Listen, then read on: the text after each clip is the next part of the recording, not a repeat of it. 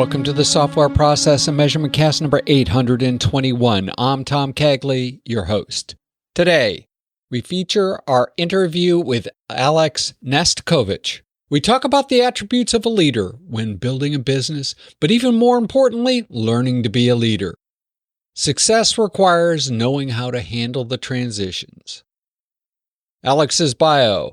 Alex is a seasoned engineer leader and CEO, born in Belarus.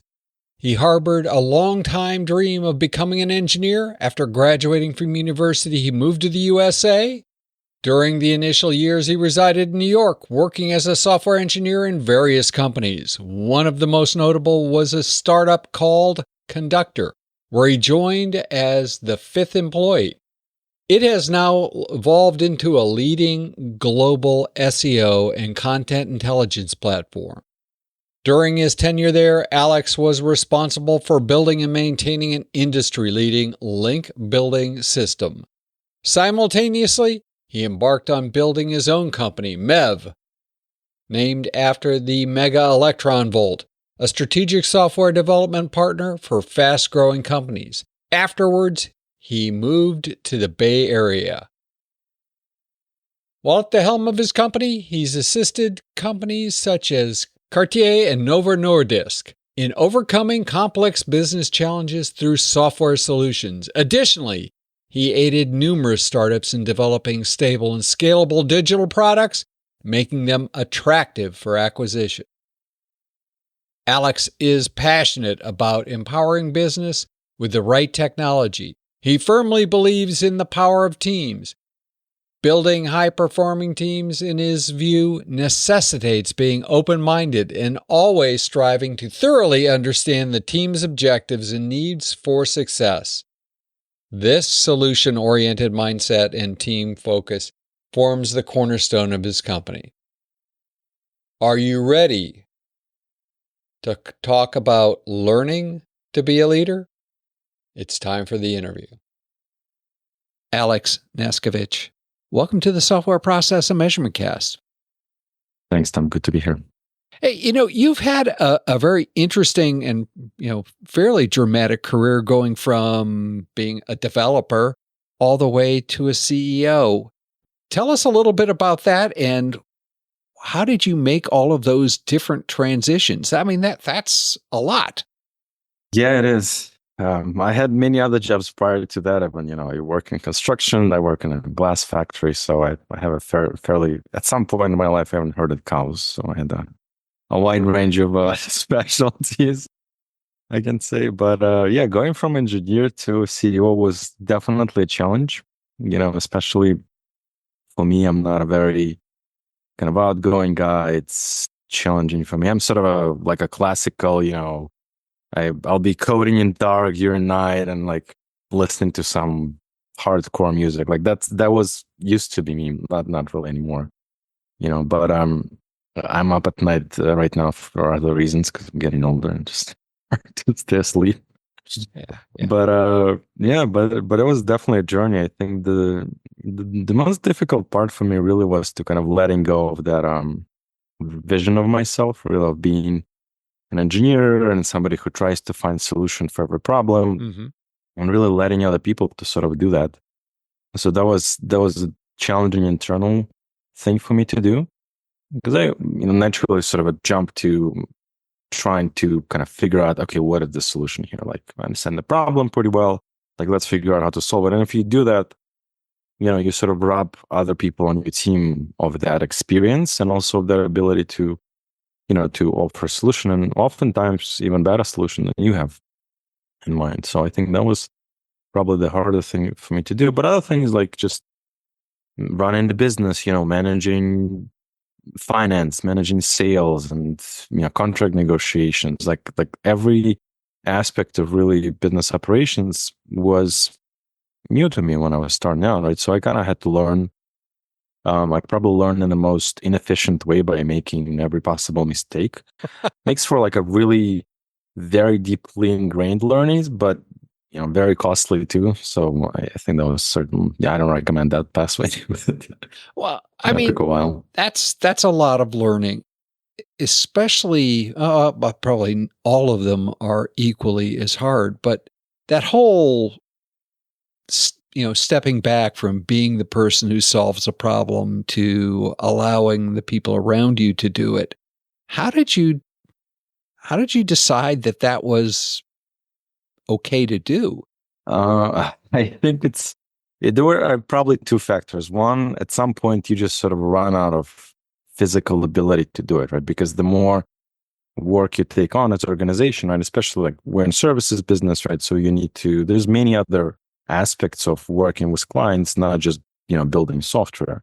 And so the more you grow, kind of the less that ability remains for you to really kind of dig deep into technical details, right? Because you do need to spend focused time to really devise, a good solution. So that was one factor.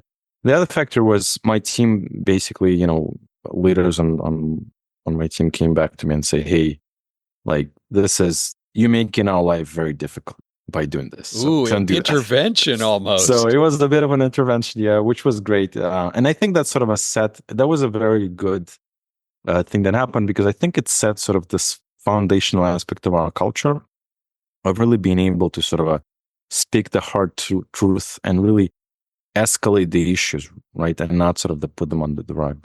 So those two factors really helped me to kind of like fully realize, okay, like, what am I really trying to do here? Like, am I trying to be like this sort of not a very good engineer who sort of just kind of spends a little bit of time on everything, or am I really building a business, and what does my team really need me to do here? And so that sort of line of thinking, it really helped me to kind of internalize the need to transition into more of a leadership role, and do less of engineering, or none of it at all at this junction.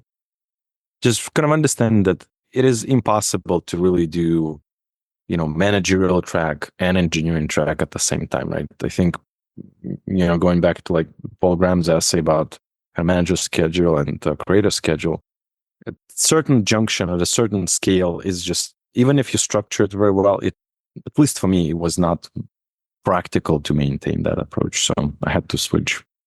I've talked to a lot of people who've come from technical backgrounds and become entrepreneurs. Some of them made it, some of them didn't. Mm-hmm. Some of them ended up, in essence, becoming CTOs within their own company, even though they owned the whole thing. When you made the transition away from the keyboard in terms of, developing, was that as traumatic as it seems, or have you been able to break that and you can walk by a keyboard without starting to think about, coding again? I don't know. I mean, it wasn't very traumatic or dramatic even for me. I still like engineering. I still kind of do some coding on the side in my spare time, which I don't have a lot, but I try to kind of stay more or less up to speed with technology. So I didn't really see it like I'm really, it's not like that's it, like the ship has sailed, I'm never going to be an engineer, I'm not going to be able to like write anything, right? It's not really that for me. I really view it as a little bit different. I try to look at things more in terms of opportunities, right? So I think this gave me an opportunity to learn a very different type of engineering, right? It's where you dealing with a lot more kind of abstract systems, people systems, if you will, right? And business systems, and really building systems not by like defining how they should run, right? But organizing processes and figuring out different driving forces. And this is, to me, that's still engineering, right? You still sort of figure out the solution, but it's you're not coding, right? You're not like putting, Java or C or Python code and like you're not executing. But similar dynamic, I think, still exists. So like I don't really see it as like I gave up on engineering completely. To me, I'm still doing it just in a different way, right? In a different capacity. And I think that opportunity really kind of gave me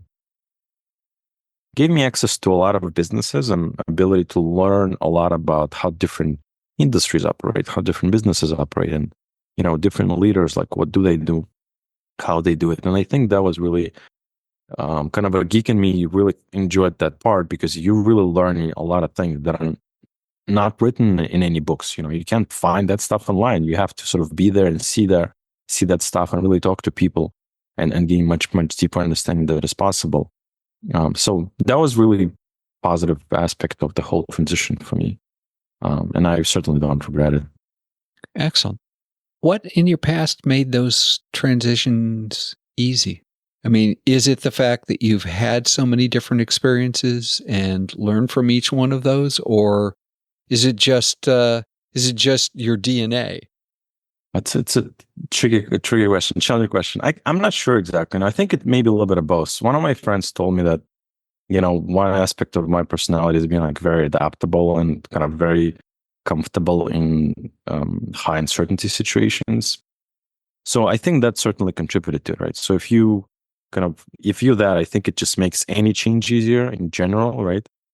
And then, I really like to solve problems, right? And so for me, it was kind of implementation detail, if you will, whether I'm solving problem by writing code or talking to clients, or figuring out like what is the best process to do something kind of consistently. So when I kind of realized that, because it wasn't like that all the time, right? When I was younger and when I was an engineer, going from one language to another for me was a huge deal. I was like, oh my God, like this is basically end of the world, right? And then eventually you sort of realize that, fundamentally it's similar thing you're doing, just through different means. And so language, or even the way to accomplish certain things, it sort of ceases to exist in some way, right? Because you become much better at dealing with different things because you encounter them more and more. So for me, I think those two aspects, like so kind of natural adaptability and really just experience made the process easier, for sure. And I think really helped me to, if not enjoy it, at least not like turn back. I think because it's always, there's always that like, maybe I should just forgo the whole thing and just go back to writing code, and it's always kind of somewhere back in the back of your head, right? But I never really gave enough energy to that type of thinking, just kind of plod forward. My guess is that would be more difficult than you suspect. Oh, for sure. Having built a few companies before, they creep into you, and it's like, I want them to work. I don't want to, go somewhere else. When you're dealing with customers, that flexibility, how important is that flexibility in terms of actually finding solutions for them, finding new clients? It's a little bit paradoxical, I think, because on one side of the things, yes, that flexibility is important. But on the other side, there needs to be a very definitive set of constraints. And so I think the bridge between those two, sides of this question, like really, complete openness or like very constrictive type of situation.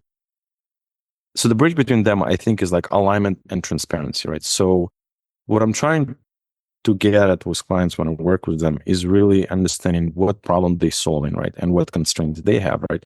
Not necessarily the ones they impose themselves, but maybe the ones the business or industry imposes. And so if that understanding, right, that context and alignment is created, that allows us to kind of execute certain things in a fairly constrained way, but those constraints are not synthetic. They're really natural, right? They're really the ones that are impactful. And understanding what they are also helps, build the best engineer solution for any particular problem. So that's how I view that thing, right? But how I approach working with everybody. But on, the other side, it couldn't also, the way, we work and the way business grows, like we can't really do every engagement as if it's a completely custom, everything from scratch approach, right? There needs to be certain kind of best practices. There needs to be certain approaches, kind of like a tool set from which you pick, right? They're not necessarily very limited, but there's a finite number of them, right? You can approach a particular project in one way or the other. And really the option you pick depends on the situation, depends on that business context and alignment with the client and their industry.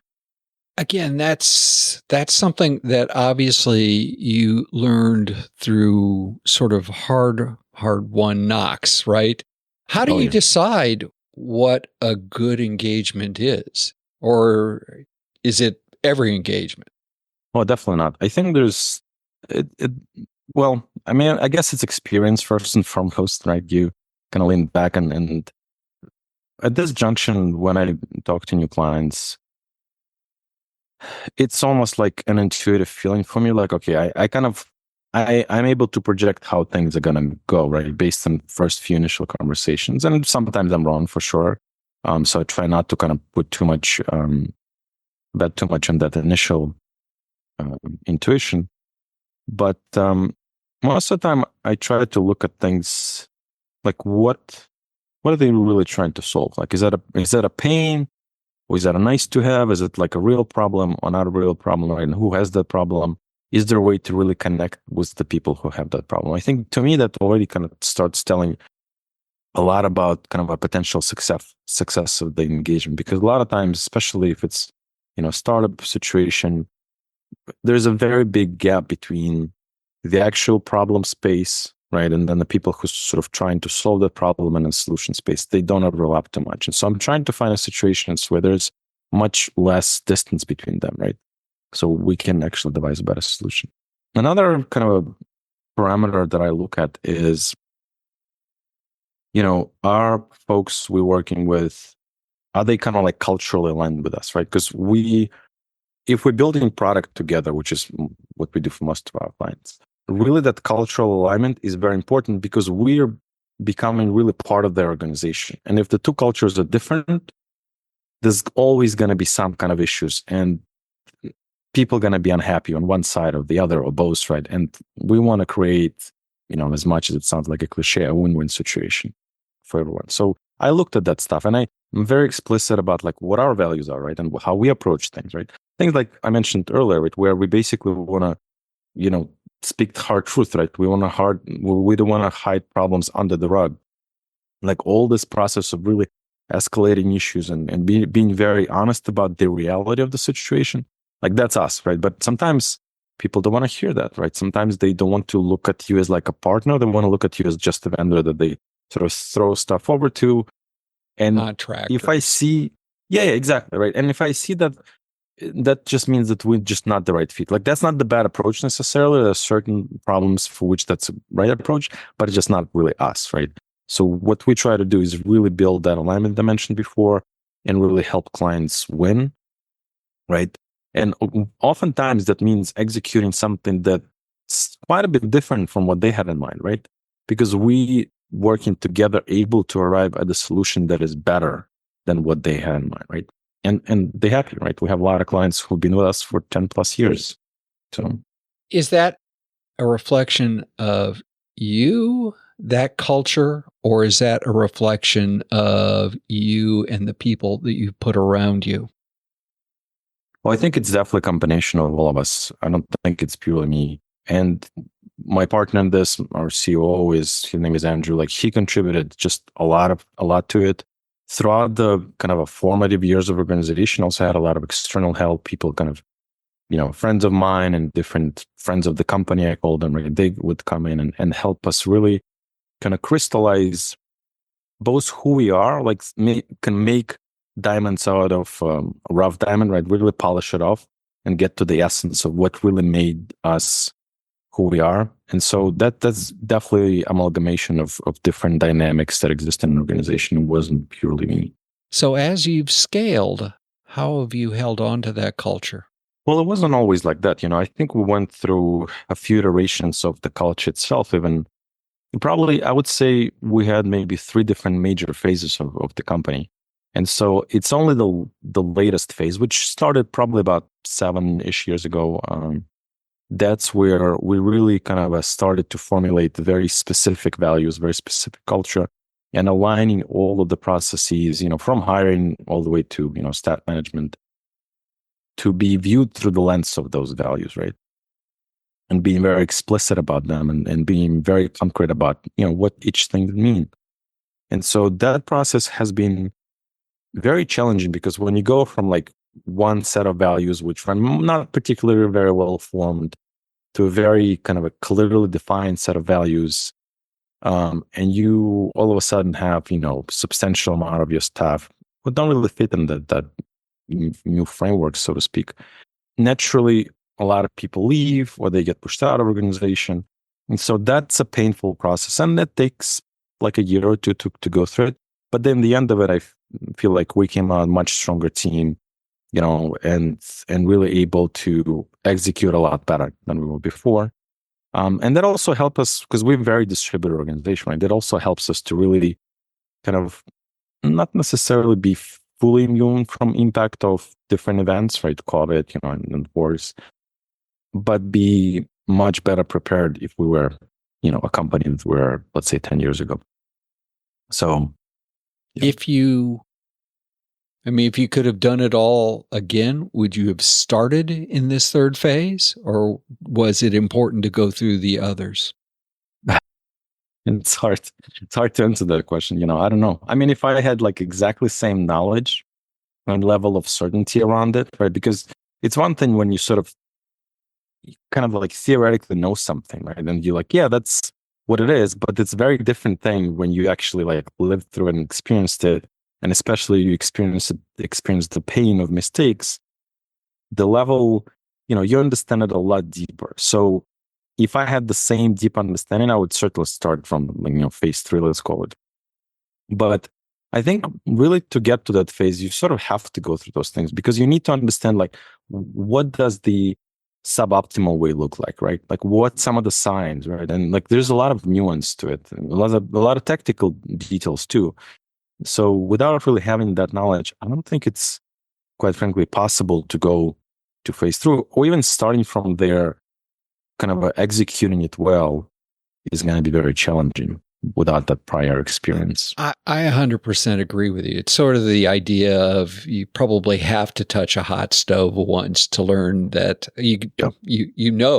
people tell you, but as I said, I talk to a lot of people who believe that they're going to or are trying to form their own business, and they want to jump to the end without the experience. And you always wonder, it's like, can you go there without experience, having that knowledge that experience gives you versus just all of the book knowledge kind of stuff? The whole idea, of a hybrid workplace, that's hard, especially for, a relatively young company to deal with. And you've, did you start distributed or, Yeah. Mev started before COVID, right? Oh yeah, no, we've been around since 2006, so way before.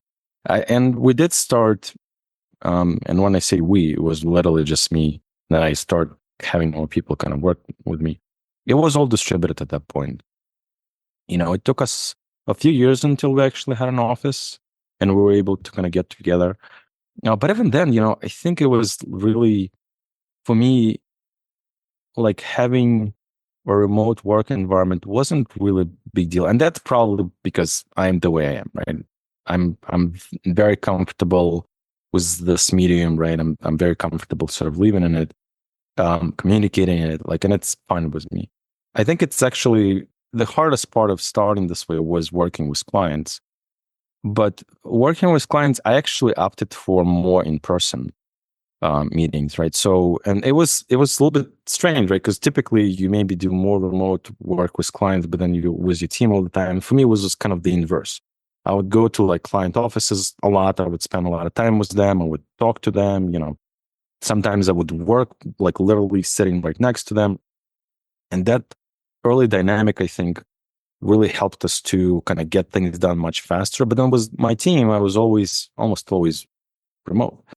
And back in the day, 2000, late 2000s, early 2000s, there were not that many tools to do this stuff, right? There was no Zoom, there was no, Slack. There were other chat tools, as you probably remember, but so we went through this interest iteration, just kind of figuring out, okay, how we do this. I used to do screen recording with some amalgamation of different Linux tools and some post processing to cut out all the unnecessary things.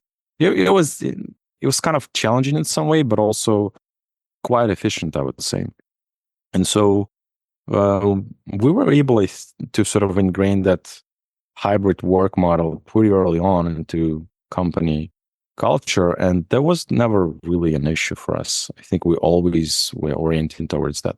Now, I think it's still important to get together every now and then. You know, we still do that, of course, but you know, in my opinion, you need to be strategic about that too, right? Because a lot of time, especially, I remember when I was working in the office, I felt like my most productive time was when everybody were gone. It's like in the evening or in the early morning, which was rare back in the day. But because otherwise you just get pulled into random conversations and meetings, and like it feels very unproductive. And when you're in a remote situation, I feel like there's a lot more control over your own time, and that lets you focus more. Yeah, I think Cal Newport calls that deep work, right? Being able to, exactly. Push all those extraneous things aside and actually think hard about a specific problem. And again, you have to find, especially as a leader, right? You have to find some happy medium for that. Oh, of course. And it doesn't work for everybody, right? There are people who really need that environment. They need to be, together with people. So I definitely, and it took a little bit of learning for me to actually realize that. Because initially I was like, well, it's fine for me, it's fine for everybody, right? But it's not really. And as the team grows, you start really understanding, that's really the issue. So there needs to be certainly mechanisms to, for people to get together, and work together. And it's helpful, it's helpful to have an office. It's helpful to really have a structured way for people to kind of collaborate. So organizationally, do you have a bias toward trying to find people who are good for remote, or do you have a bias just for the best technical person? We're first and foremost looking for like culture fit, I would say, and only secondarily it's technical fit. But I guess these days it's almost not much of, I don't know. It's sort of a stop being a concern, I would say, like remote versus non-remote. Before COVID, that was certainly the case. Like people would sort of ask, where your office is, and and they would consider that as a factor. But now I think it's less of a factor, just kind of naturally. It became more of a norm. I think before, even 10 years ago, like if you didn't have an office, you probably went out like a real company, right? Now it's half of people are remote, so that's less of a problem. So in hiring, we definitely focus more on like culture and technical fit, rather than whether a person is okay working remote or not. Most of everybody who apply, who will find it, they work remote anyway these days. Do you have a superpower? I don't know. For me, it's a tricky question. I don't think any other kind of skills that I have are particularly unique, but I did find kind of working with a lot of businesses and seeing their technical challenges, my ability to really understand business very deeply and then map business problems to technical solutions, factoring all of the business constraints. That was really something. I wouldn't really call that a superpower, but it was certainly a skill set that helped us get where we are quite a lot, and still helps me to really connect with clients on a different level. Because people feel like when they talk to me, I think they feel that, like he understands what the problem is. And that's very empowering, right? It's empowering for me because, yes, a lot of times I do understand. And if I don't, I'm like super clear about it. I'm very comfortable asking the stupidest question that everybody afraid to ask, right? So that's me in a meeting. But then very quickly, getting to understanding, like that's what's going on. And this is how it could be solved, right? So I think that's probably the closest thing to superpower that I have. That and a laser eyes too. If you woke up tomorrow morning and somebody handed you, a cup of your caffeinated beverage of choice, a magic wand, and you could have two wishes that could change any two things that impact how you would scale your business, what would they be and why? Interesting question. I think for us, maybe not even for us, I think in general, when I was thinking about this, it's like one of the fundamental issues I see in business is really kind of market discoverability, right? So if you look at it kind of holistically, in most of the marketplaces, especially more mature ones, there's a lot of noise, right? There's thousands of engineering shops out there, right? So how do you really find the right fit for you, for your problem? And that's really the problem on both sides of the fence, so to speak, right? People who need technical services, they want to find the right vendor for them, but vendors also want to find the right customers. So really, this market discoverability, I think, is a very big fundamental issue. And if it is solved, I think it could be, better, lead to much higher efficiencies. I mean, that old conundrum, 50% of marketing is waste, market budget is wasted, right? You just don't know which 50%. If you look at it at like a global scale, marketing and advertising is like $1.6 trillion industry. So 800 billion of that goes to waste, right? And it's just purely monetarily thing. Think about all the other indirect costs like time and focus and all that stuff. So really solving that problem, I think, would be, have a potential to fundamentally change like business landscape, not just for us, but for all the companies. So that's probably thing number one. Thing number two, I think really is like this state of the art, or even like I would say average level of management competency in most organizations is not very high, let's put it this way. And so really what it means, like for us, it's just very difficult to find good managers, and because of that, it's very difficult to scale organization. But in general, like if you look at it, of impact of management as like a function on all of the organizations is huge. And so really advancing that to a little bit different level, a bit higher level, I think would have, dramatic impact, in all of the businesses. And so for us, I think really like solving that scaling issue is one of the aspects that could unlock it. Is that something that you think every organization has to solve themselves, or is there a magic wand that you think might work? Yeah, it's a good question. I probably think it's really because a lot of times, I guess there is like management as a skill set, right? And it's fairly generic, probably, right? I mean, there is some variation in terms of domains. You would manage, factory floor very differently from hospital, very differently from educational organization, very different. So right, there's that difference.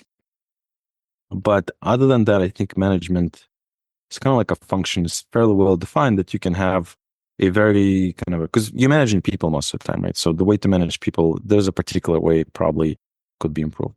But there's also, that way is also very much impacted by the culture of the company, and because for every company it is different, I think every company going to have to go through the path of really figuring out what is the best persona of a manager is for them, right? And really kind of look for that, or train, the people for that. So yeah, I think it's an individual journey for every organization. It's interesting because I actually not 100% confident that enough companies go down that path, nor do I think many organizations really give hard thought to trying to manage their culture. I mean, in a lot of cases, I think it evolves and it changes as people's behavior changes, but it's not a conscious thing. Yeah, I agree. A lot of times it gets kind of like, it's sort of it becomes a side effect in some way, right? And it's definitely not managed very proactively or clearly.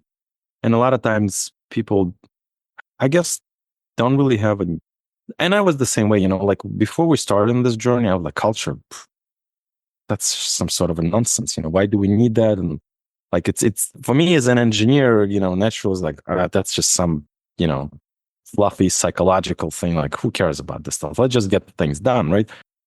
But then I kind of changed my mindset a little bit. Well, actually quite a bit, as I was thinking more through the problem, because really, if you don't do that, if you don't do good enough of the job around it, then it gets out of hand. And then your management becomes much, much harder, right? Because if you have very different people on your team and they culturally very different, right? And then you have to sort of have individual approach for everybody, which would be very different, right, between different people. Then your cognitive load as a manager just going to be insane. And most people not going to be able to do that because, okay, they know how to manage 1 or 2 or 3 different types of personalities, but,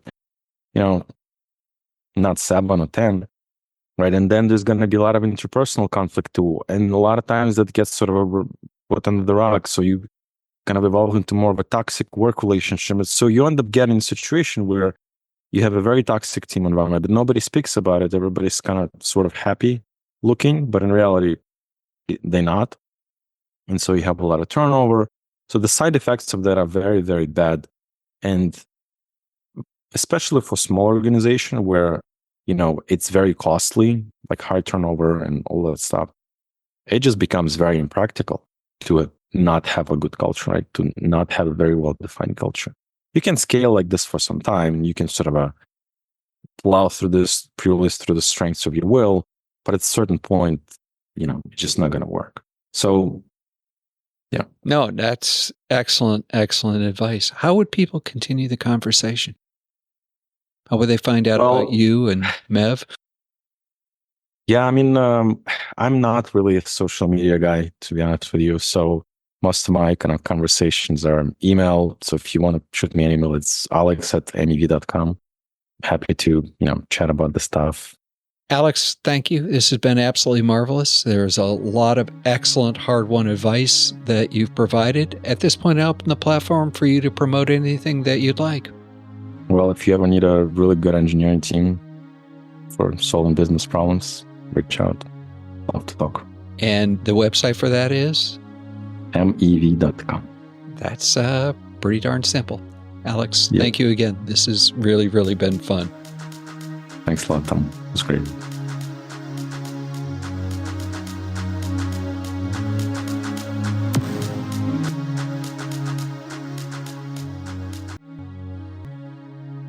Learn to tame your work intake beast. Work Intake Summer Camp is in session and nearly done. We are down to session 7 coming up on July 31st at 11:30 Eastern Daylight Time. This week, we talk about control. Link in the show notes to the past 6-week sessions of Work Intake Summer Camp.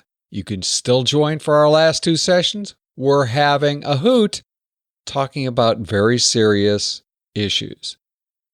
In Reread Saturday News, 3 main ideas struck me during this read of Chapter 9 of Flow by Mihaly Csikszentmihalyi.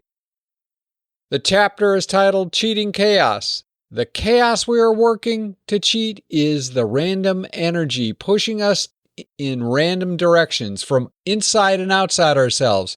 Creating order creates a space for optimal experience in flow. Links in the show notes to this week's and all previous weeks' reread of Flow. Buy a copy of the book and read along. In the software process of Measurement Cast number 822, we'll feature both Jeremy Willits and I discussing urgency and importance. This is one of the summer camp sessions that we thought was so important, not just urgent, but also important, that we decided to share it. We'll also have a visit from Jeremy Barrio, the evolutionary agilist. If process improvement is a never-ending journey, why do so many people ask, are we there yet?